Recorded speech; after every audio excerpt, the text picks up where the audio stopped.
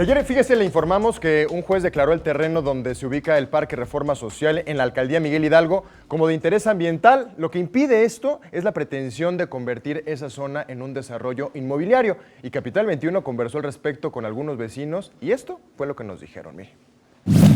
Todo parece que finalmente el destino del Parque Reforma Social, ubicado en la alcaldía Miguel Hidalgo, será permanecer como área verde en beneficio no solo de quienes viven en la zona, sino de todos los capitalinos.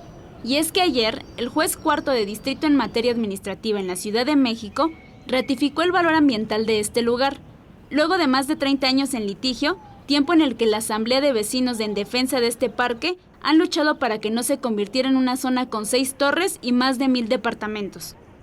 Pues me da mucho gusto. Dios quiera que esta vez sí sea definitivo, porque ya tiene muchos años en litigio, ¿no es cierto? Entonces esperamos que ese beneficio de la comunidad, porque tiene, pues desde que yo era niña, la gente disfruta del parque y sí es justo que se conserve un pulmón tan importante. El juez determinó que la empresa inmobiliaria carece de interés jurídico para poder construir y que la sentencia confirma que el uso de suelo del parque es área verde, por lo que los vecinos de la alcaldía celebran la decisión.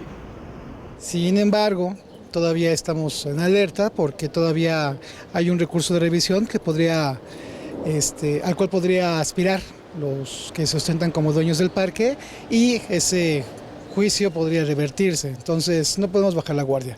Pues está súper bien de que dejen este parque como parque recreativo, no para inmobiliario. Y qué bueno que se haya ganado, porque esto nos sirve para los jóvenes, que se acabe tanta drogadicción, tanto alcoholismo y para más que todo para los niños. Con imágenes de Andrés Brito, Gloria López, 21 Noticias.